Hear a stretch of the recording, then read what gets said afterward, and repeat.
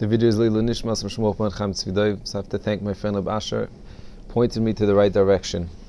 Everyone is wondering what's the source.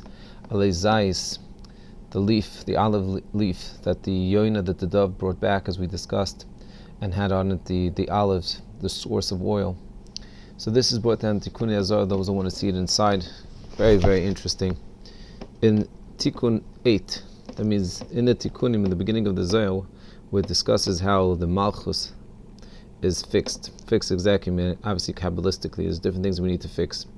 And we have the ability, so to speak, to fix it by tapping into the different midos, which are basically the manifestations of Hashem in this world.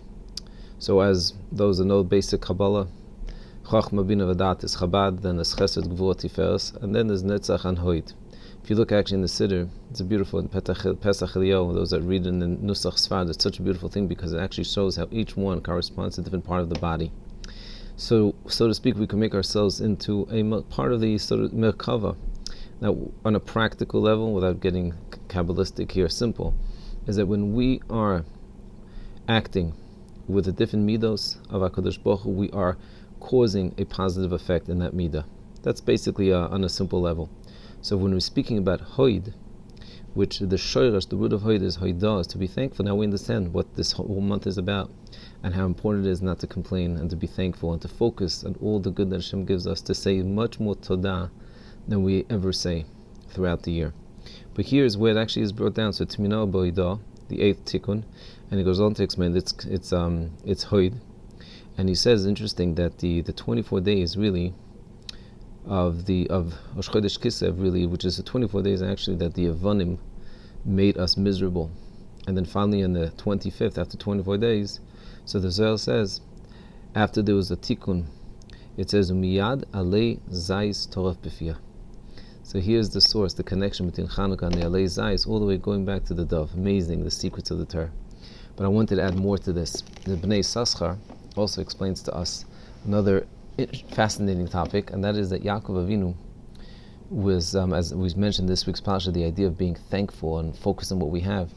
Yaakov Avinu is directly connected to Chanuka. How is that? So according to the Bnei Saschar, based on different sources, the Tifer Shloim, others explain the same idea. Yaakov Avinu died in Sukkot. That's why we see already the Yaakov Avinu is directly connected to Sukkot. The pasuk says the Yaakov Nasa Sukkot. It's brought down in the Torah. The holiday of Sukkot is connected to Yaakov Avinu. What's this holiday of Sukkot? It's about bringing in the asif, all the tvua, all the grain, and being thankful to the Rabban Shalom. But it says that 70 days they mourn the Yaakov Avinu. You take 70 days from the first day of Sukkot, it gives you Chanuka. Now here's an amazing thing.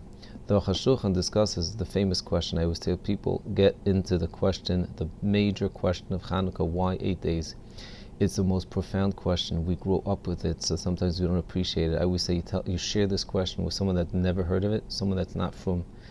I remember the first time I did this, I used to go, and some people that never were connected to learning, ask them, the holiday of Chanuka. People know the holiday of Chanuka, but why 8? There was enough oil for the first day.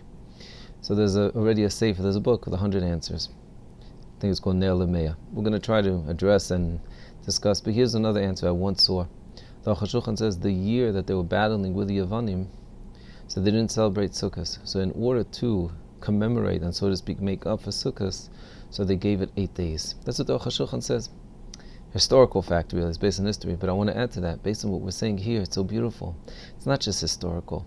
There's a direct connection between Yaakov Avinu, who's the one that teaches us Yesh Likol, and appreciating everything we have, and saying thank you, and then the source of real joy, to Chanuka, which is the holiday of saying thank you. Have an amazing day.